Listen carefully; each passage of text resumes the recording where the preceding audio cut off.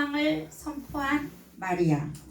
오늘 제목은 하나님의 영광을 선포한 마리아. 돈을 잃으면 세상 사람들은 조금 잃었다. 명예를 잃으면 반을 잃었다. 건강을 잃으면 전부를 잃었다. 이렇게 세상은 얘기해요. 그런데 다 잃어버려도 하나님만 안 잃어버린다면 다시 다 회복이 됩니다. 그러니까 하나님을 잃어버리면 안 되겠죠. 하나님은 다 잃었어도 하나님만 안 잃어버린다면 다시 회복이 됩니다. 오늘 메시아의 출생을 미가 선지자라는 분이 미가서의 5장 2절에서 5절을 보니까 베들레헴에서 다스릴 자가 나올 것이라고 예언을 하죠. 출생과 사역에 대해서 정확하게 예언합니다. 그러니까 구약에서는 선지자들이 계속 메시아가 오는데 그 메시아는 분명히 이 땅에 나타날 것이고 그 메시아의 사역에 대해서 구약은 계속 말해주고 있는데 미가 선지자도 말하는데요. 예수 그리스도가 탄생하기 700년 전부터 예언을 하고 있었어요. 대단하죠. 하나님의 선지자들은 그 예지력과 인내력이 겸비되어 있는 것을 볼 수가 있습니다. 내일 일도 아니고 700년 전부터 메시아가 올 거야. 그분은 이런 일을 할 거야. 라고 듣든지 아니 듣든지 700년 전에 선포를 했다는 것입니다. 그런데 드디어 오늘 본문에 보면은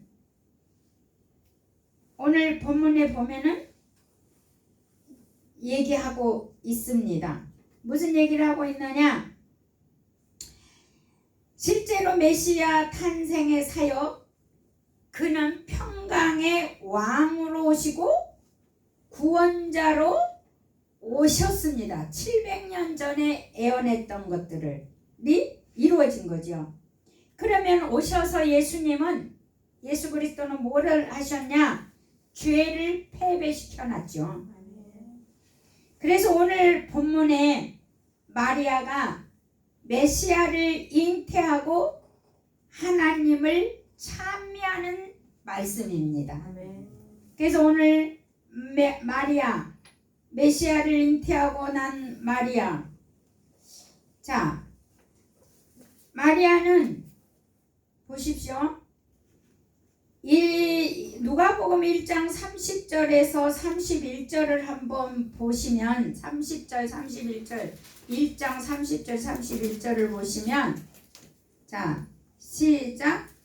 천사가 이르되 마리아야 무서워하지 말라. 내가 하나님의 은혜를 입었느니라. 보라 내가 잉태하여 아들을 낳으리니 그 이름을 예수라 하라.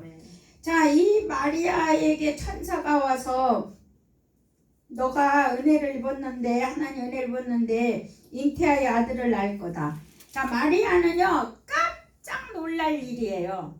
왜냐? 결혼하지 않았잖아요. 약혼한 남자가 있잖아요. 근데 아기를 낳는다고 하니 이거 얼마나 놀라운 일이겠습니까? 그러니까는 마리아가 34절에 뭐라고 얘기합니까? 34절 시작. 마리아가 천사에게 말하되 나는 남자를 알지 못하니 어찌 이런 일이 있을 수 있느냐. 나는 남자도 알지 못하는데요. 아들을 낳는다고 하니까 나 남자를 모르는데요. 결혼 안 했다는 얘기죠. 그러니까 35절에 천사가 뭐라고 얘기합니까? 지극히 높으신 이의 능력이 너를 덮으시리니 그러므로 나실 바 거룩한 이는 하나님의 아들이라. 야, 하나님 아들을 잉태한다는 거예요. 그러니까 성령으로 잉태한다는 거예요. 여러분 아무리 믿음이 있어도 이거는 깜짝 놀랄 일이에요. 그죠? 깜짝 놀랄 일. 내가 어이구 하나님의 아들을 잉태한다고? 내가 그 아들을 낳는다고? 그래서 너무 놀랐는데 하나님은 천사를 통해서 엘리사벳을 찾아가게 하죠. 엘리사벳이 누구냐면 세례 요한의 어머니예요. 그러니까 세례 요한은 예수님보다 6개월 빠릅니다. 그러니까 예수님보다 세례 요한은 6개월 임신 6개월이 돼 있는 상황이에요. 그런데 이제 마리아 천사가 마리아를 통해서 세례 요한의 어머니 엘리사벳이 친척이거든요. 그래서 친척에게 가게 해서 거기서 이제 하나님은 할 일이 있으셨던 것을 성경에 이제 볼 수가 있는데, 그래서 이제 마리아는 이런 놀라운 이런 이제 계시를 받고 이제 그 계시의 주인공이 되잖아요. 근데 이제 마리아는 이 계시를 받고 하나님을 오늘 본문이 그 찬양하는 부분인데, 자, 첫 번째는 무엇을 하나님을 찬양하냐면은 하나님의 영광과 자비를 찬양해요. 영광이잖아요. 자기가 이렇게 하나님의 아들을 잉태할 수 있는 건, 쓰임 받는 건 영광이거든요. 그리고 또 두 번째는 구원을 선포하고 있고, 세 번째는 약속된 메시아를 통해 구원, 약속된 그 메시아가 구원으로 오신다라는 것을 선포하고 있고, 또 메시아는 공경하는 자들은 환영을 받을 것이고, 그러니까 메시아를 공경하고 있고 기다린 사람은 메시아가 환영받았지만은 교만한 자와 권세자들, 부한자들에게는 배척을 받을 것이라는 거예요. 그것을 마리아가 뭐를 하냐면 찬양으로 나타내고 있다는 거예요. 찬양으로. 그래서 마리아는 메시아를 잉태하고 나서 46절, 47절을 이제 찬양이 본격적으로 시작이 되죠. 이 마리아가, 자, 46절, 47절 시작. 마리아가 이르되 내 영혼이 주를 찬양하며 내 마음이 하나님 내 구주를 기뻐하였음은. 자, 마리아는 겸손한 자기 때문에 하나님이 선택을 했다고 보거든요. 왜 그러냐면 메시아를 잉태했으니까 나는 메시아를 잉태했어 그러면서 자기를 높일 수 있어요, 없어요? 자기를 대단한 사람으로 찬양할 수 있어요, 없어요? 있어요. 그런데 마리아는 하나님을 주제로 찬양을 하고 있어요. 내가 쓰임 받아서 교만하고 잘난 척하고 자기를 찬양한 게 아니라 하나님을 찬양하고 있어요. 하나님, 내 영혼이 주를 찬양합니다.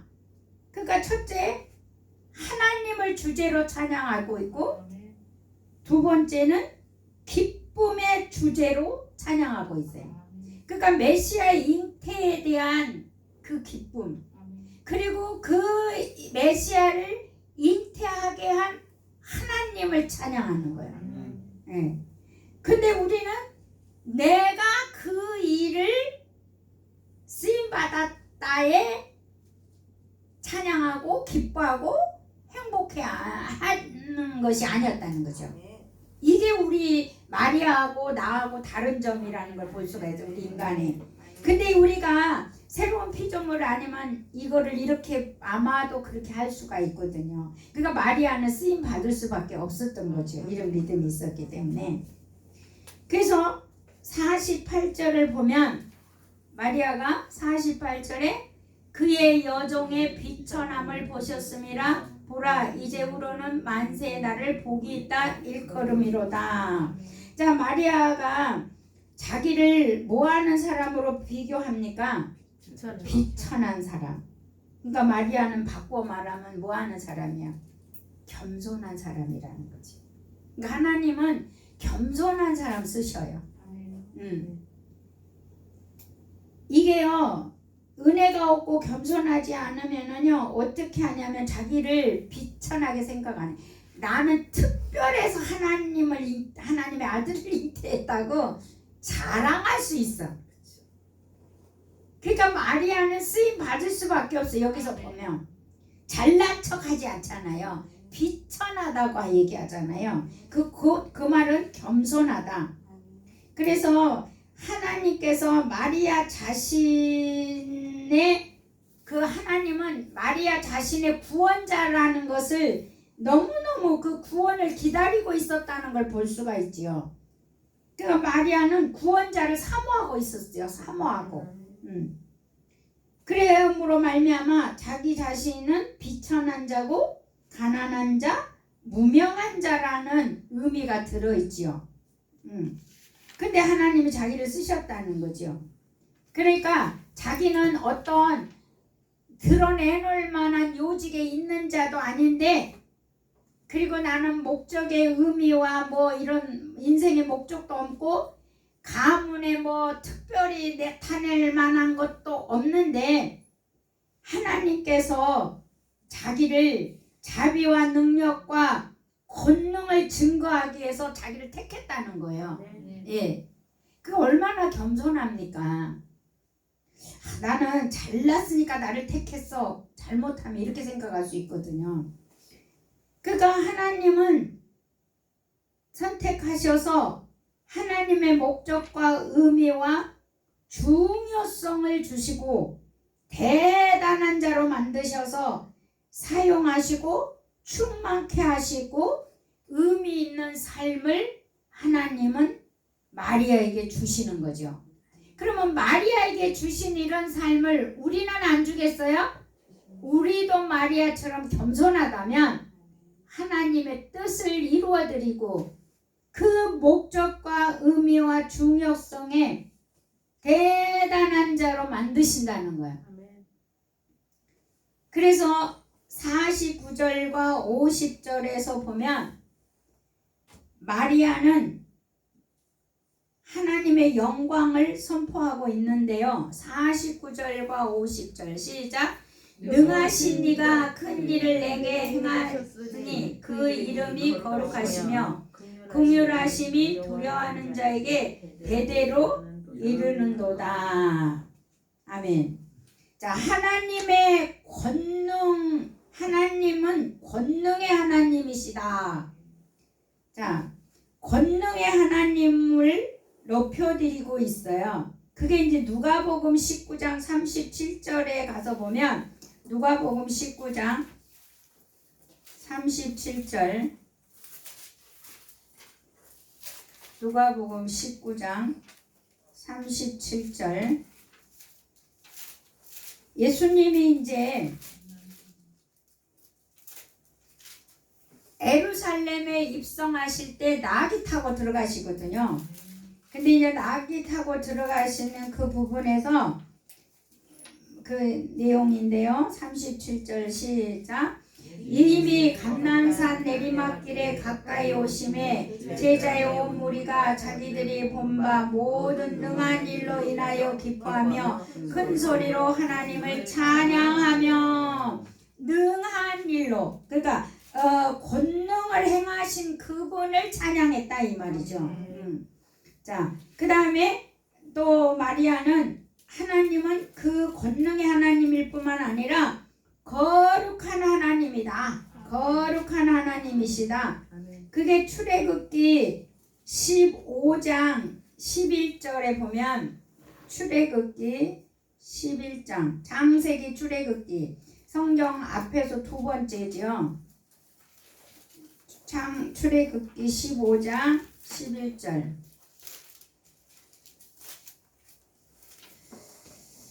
시작. 여호와여 신중에 주와 같은 자가 누구이니까? 주와 같이 거룩함으로 영광스러우며 찬송할 만한 위엄이 있으며 기이한 일을 행하는 자가 누구이니까? 아멘. 하나님은 거룩함이라는 거예요. 그러니까 마리아는요 하나님은요 능하신 하나님을 알고 있었고요 거룩하신 하나님을 알고 있었어요. 아멘. 이걸 알고 있어야 쓰시는 거예요. 아멘. 그 세 번째는요, 자비하신 하나님을 또 알고 있었어요. 자비하신 하나님을 찬양하는 걸 보면 이 자비하신 하나님은요, 골로새서 1장 12절 13절 말씀이 있거든요. 그 골로새서 3장 12절 13절 신약성경 327쪽 신약성경 327쪽 3장 12절 13 시작. 그러므로 너희는 하나님이 택하사 거룩하고 사랑받는 자처럼 긍휼과 자비와 겸손과 온유와 오래 참음에 옷을 입고 누가 누구에게 불만이 있거든 서로 용납하여 피차 용서하되 주께서 너희를 용서하신 것 같이 너희도 그러하고. 아멘. 그러니까 뭐 하라고 그랬어요? 하나님이 우리를 택해서 거룩하게 하고 사랑받는 자처럼 긍휼과 자비와 겸손과 온유와 오래 참음에 옷을 입고. 그게 우리가 예수가 있어야 되는 이야기를 하고 있는 거죠. 그래서 불만이 있거든 서로 뭐하고? 용납하고 피차 뭐하되? 용서하고. 그 기독교는 용서예요. 아멘. 사랑이에요. 아멘. 그래서 하나님의 자비와 긍휼과 온유와 겸손, 오래 참음의 옷이 풀어져야 돼요. 아멘. 근데 마리아는 이걸 하나님을 이렇게 찬양하고 있다는 거예요. 이미. 아멘. 아멘. 주님이 오셔서 하실 이런 것들을 이미 마리아는 알고 하나님의 영광을 찬양하고 있다. 아멘. 그래서 마리아는 비천하고 보잘것없는 자신에게 하나님의 권능, 하나님의 거룩함, 하나님의 자비하심이라고 고백하고 있어요. 아멘. 자기 같은 자에게 자비로 베풀었으니까 자기 같은 자에게 잉태가 일어나고 하나님의 전능하심, 거룩하심을 아주 하나님을 높여드리고 있는 것을 볼 수가 있어요. 그 51절에서 53절에 이제 또 보면 오늘 누가복음 다시 1장으로 돌아오셔서 53절과 51절과 53절을 또 보시겠습니다. 51절부터 3절까지 다시 본문으로 돌아와서 시작. 그의 팔로 힘을 보이사 마음의 생각이 교만한 자들을 흩으셨고 권세 있는 자를 그 위에서 내리치셨으며 비천한 자를 높이셨고 줄이는 자를 좋은 곳으로 배불리셨으며 부자는 빈손으로 보내셨도다. 아멘. 자, 마리아는 메시아가 오시면 세상이 변할 것을 찬양하고 있어요. 그가 마리아도요 상당히 계시 예지력이 있었어요. 세상이 변한다는 거예요. 메시아가 오면. 근데 우리는 왜 예수 믿으면 내 인생이 변하고 세상이 변하게 될 거라는 이 믿음이 또 없는지, 난 이것도 또 퀘션이에요. 또 내가 예수 믿으면 변화가 반드시 있어야 돼요? 없어야 돼요? 있어야 돼요. 그러면 나도 변화가 있으면 세상도 변화가 있는 거예요. 근데 우리가 예수쟁이가 변화가 없기 때문에 세상이 안 변해요. 그 말은 곧 내가 안 변해서 세상도 안 변하는 거예요. 내가 변해야 돼. 내가. 아멘. 아멘. 예. 자, 내가 변한다. 아멘. 네. 우리는 새로운 피조물은 변하라고 안 해도 변해요. 아멘. 새로운 피조물 자체가 변했거든요. 아멘. 자, 51절 보니까 세상의 변화가 첫 번째 뭐냐면 교만한 자를 흩어버린대요. 아멘. 교만한 자를 흩어버린대요. 자, 그 교만은요, 무엇이 교만하냐면요, 마음과 생각이라고 그러잖아요. 야, 마리아는 대단해요. 그 마음과 생각이 교만하면 흩어버린대요. 자, 마음과 생각이 어떻게 교만할 수 있어요? 제가 비교만을 하나님이 처리하시는데 몇 년 걸렸어요. 제가 이 교만 처리가. 하나님, 나는 교만 안 하는데 왜 교만하다 그래요? 교만이 뭐예요? 교만이 구체적으로 좀 가르쳐 주세요. 근데 맨날 기도하면 너 교만해. 그만 나 교만한 거 구체적으로 좀 가르쳐 주세요. 하나님, 교만이 뭡니까? 그러고 물으니까 하나님 구체적으로 가르쳐 줘요. 첫 번째, 너 교만이 얼마나 많은 줄 아냐? 그러시는 거야. 그럼 교만이 뭔데요? 너 자랑 되게 많이 하잖아. 자랑? 근데요, 그러면 자랑만 해요? 그랬더니 뭐란 줄 알아요? 아는 척도 그런 거야. 드러내는 것도 그런 거야. 아는 척, 잘난 척, 응? 자랑질, 이런 모든 것이 교만이래요. 그래서 그거를 해결을 했더니 그 기도하는 가운데 뭐가 보이냐면은 쪽파뿌리가 보여요. 쪽파뿌리. 자, 쪽파뿌리는 하얘갖고 많이 달렸어요. 조금 달렸어요? 많이 달렸어요. 와, 내가 이렇게 쪽파뿌리처럼 교만이 하얗게 많이 달렸구나, 이렇게 생각을 했어요. 그래서 이건 이제 없어졌구나. 그랬는데 하나님 기도하면 또 교만이래. 그럼 하나님 구체적으로 더 가르쳐 주세요. 근데 이제 자랑이, 아는 척이, 잘난 척이 나타내는 것이, 이런 것이 내 생각과 내 마음 속에 있어서 자리를 잡고 있는 그 집이 부셔져야 되더만요. 근데 그 집이 부셔지는 과정이, 이야, 하나 보여서 회개하면 나 다 된 줄 알았어.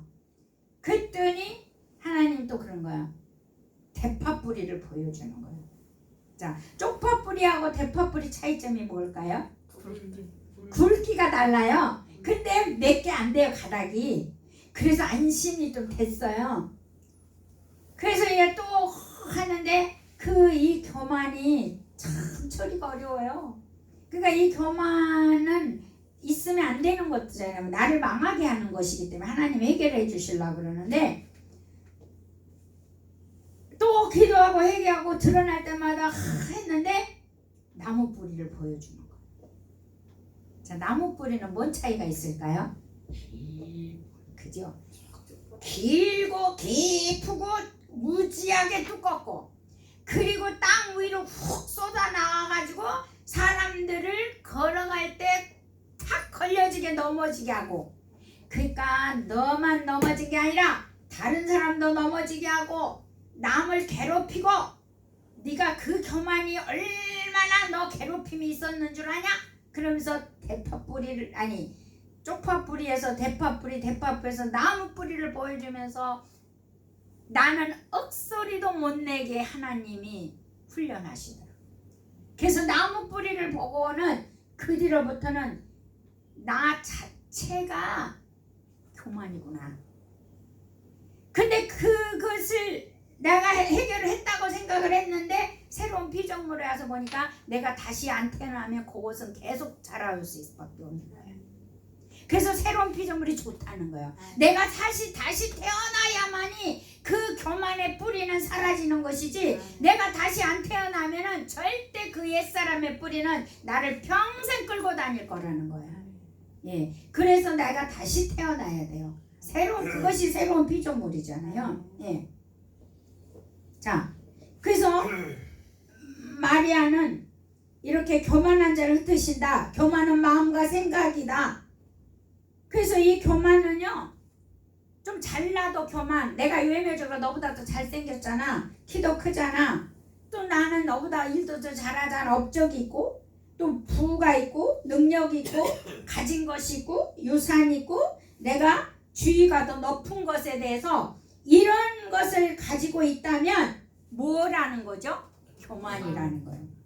친구보다 내가 더 많이 가진 거, 이거 생각하면 교만이라는 거죠. 네.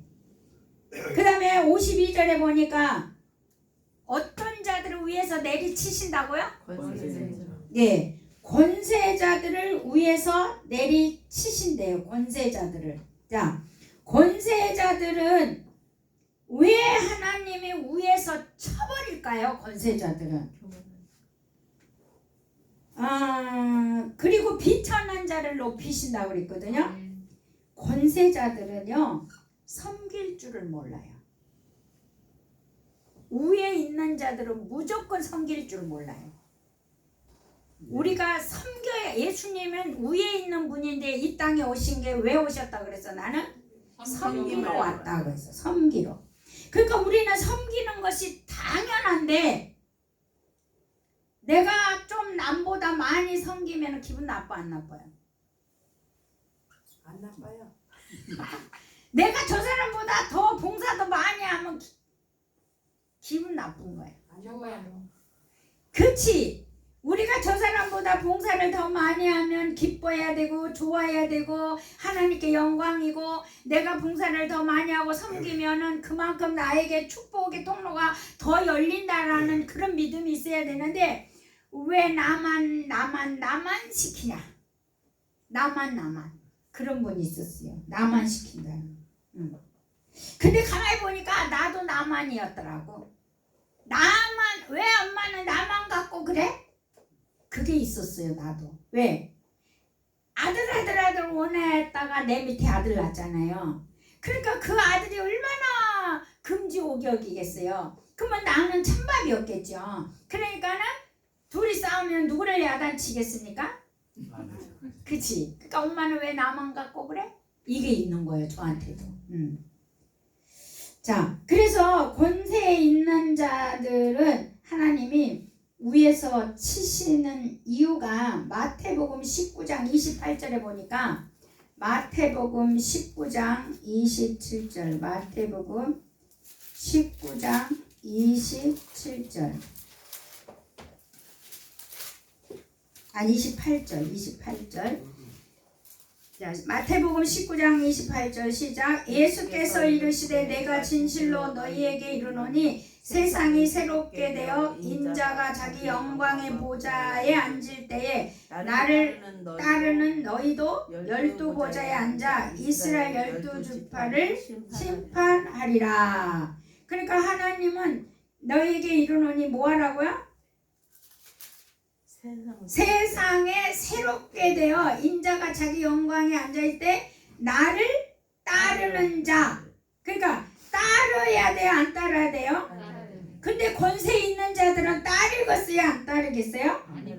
절대 안 따르죠. 따를 수가 없죠. 그래서 예수님은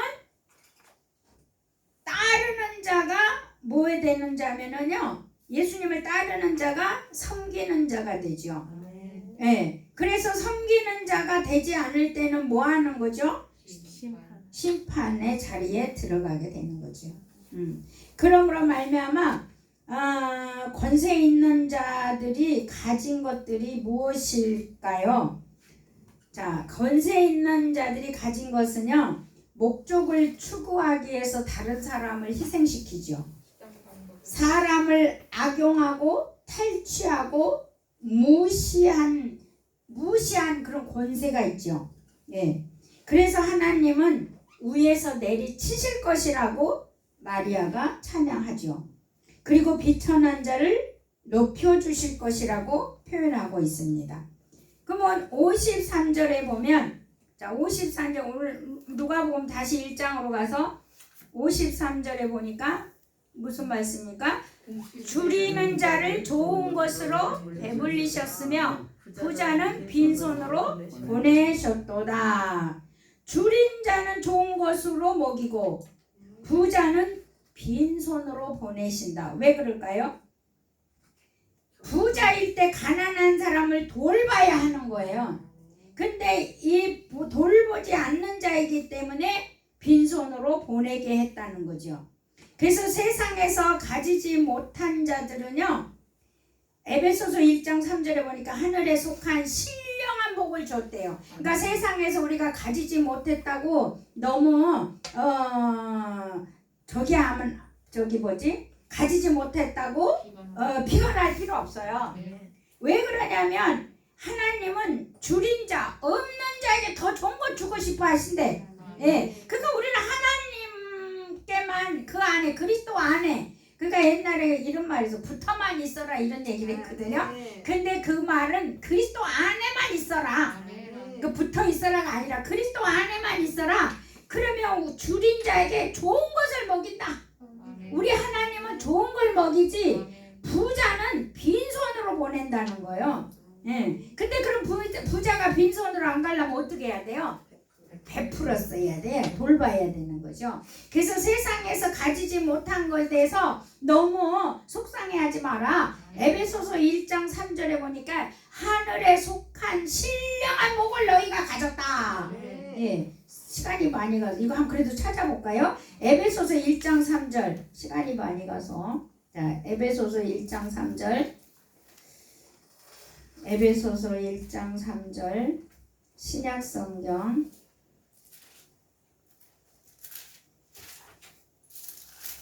312쪽이요. 312쪽. 1장 312쪽 11쪽 1장 3절 309쪽인가? 309. 자, 3절 이 에베소 1장 3절 시작. 찬송하리로다 하나님 곧 우리 주 예수 그리스도의 아버지께서 그리스도 안에서 하늘에 속한 모든 신령한 복을 우리에게 주시네. 아멘. 그러니까 가난한 사람에게는요 하늘의 복을요 신령한 것을요 팍팍 주셔요. 왜냐면 가난한 사람은 어디만 쳐다보게 돼 있어요. 하나님 쳐다보게 돼 있거든. 그런데 부자들은 뭐 쳐다볼까요? 아니 돈 쳐다보지. 이 부자들은 돈. 그래서 돈이 눈을 멀게 만들지. 부자들은 돈 쳐다보고 있고 가난한 사람들은 어디만 쳐다봐? 하나님을 쳐다보니까 복받는 자가 될 수밖에 없는 거예요. 자 54절과 55절 또 누가복음 다시 1장 돌아가서 54절 55절 시작. 그 종 이스라엘을 도우사 긍휼히 여기시고 기억하시되 우리 조상에게 말씀하신 것과 같이 아브라함과 그 자손에게 영원히 하시리라 하니라. 그러니까 사랑의 구원자 메시아는 백성들을 돌보실 것을 선포하고 있어요. 이 마리아가. 그러니까 하나님 우리는 그리스도 안에 있기만 하면 하나님은 날 돌보십니다. 아멘. 그리고 구원하십니다. 그리고 하나님의 자비와 구원이 이루어지고 그리고 조상들에게 약속하신 아브라함과 그 자손들에게 약속하신 영원함이 있다는 거예요. 영원함이. 아멘. 그래서 우리는 영원함이 있습니다. 약속된 축복이 있습니다. 예. 그러니까는 어떠한 것에도 우리는 흔들릴 필요가 없어요. 영원한 축복이 우리한테 있거든요. 근데 이제 우리가 자꾸 시험 드는 소리가 주위에서 들리는 거는 하나님 그리스도 안에서 나를 빼려고 하는 거예요. 잡음이 들린 거는 나를 그리스도 안에서 뭐 하려고요? 빼려고. 잡아 당겨서 지 쪽으로 끌어당기려고. 그래서 또 가난으로 돌아가고 또 질병으로 돌아가고 또 고통으로 돌아가게 사단은 우리를 빼려고 하거든요. 여러분 그것을 귀를 기울이지 말고 싹둑 잘라버리시길 예수 이름으로 축복합니다. 자 마지막 56절 시작. 마리아가 석 달쯤 함께 있다가 집으로 돌아갑니다. 예, 마리아가 왜 엘리사벳의 집에 3개월간 머물렀을까? 저는 여기서 고민을 조금 해봤어요. 해보니까 마리아가 이게 천사가 잉태한다고 했지만 얼마나 두렵겠습니까? 그리고 혼자 있기는 너무 덜덜 떨렸을 것 같아요. 그러니까 친척인 엘리사벳 또 세례 요한이라고 이름을 지라고 했고 또 하나님의 성령의 능력으로 임신한 그 엘리사벳의 지지와 격려가 필요했을 것 같아요. 그래 두려워하지 마로 겁내지 마로 나 같은 사람도 임신했잖아. 그러니까 너도 그럴 필요 없을 거야 막 그러면서 둘이 위로가 됐을 것 같아요. 격려가 있었을 것 같고 그래서 남자를 알지 못하는 처녀였기에 거룩한 두려움이 있었을 것이다. 그래서 엘리사벳과 같이 서로 격려하고 지지자가 필요했을 것이라고 저는 봅니다. 근데 우리가 결론으로 로마서 15장 1절에 가서 보면은 그 서로 격려하라고 성경은 말씀하고 있거든요. 로마서 15장 1절에 보면 믿음이 강한 자는 마땅히 믿음이 약한 자의 약점을 담당하고 자기를 기쁘게 하지 아니할 것이라 그랬어요. 그러니까 약한 자를 우리 믿음이 약한 자를 뭐 해주래요? 약점을 담당해 주래요. 그걸 까발리지 말고 담당해 주래요. 그러니까 엘리사벳이 마리아에게 이렇게 했던 거라고 저는 생각이 드는 거예요. 그리고 또 갈라디아서 6장 2절에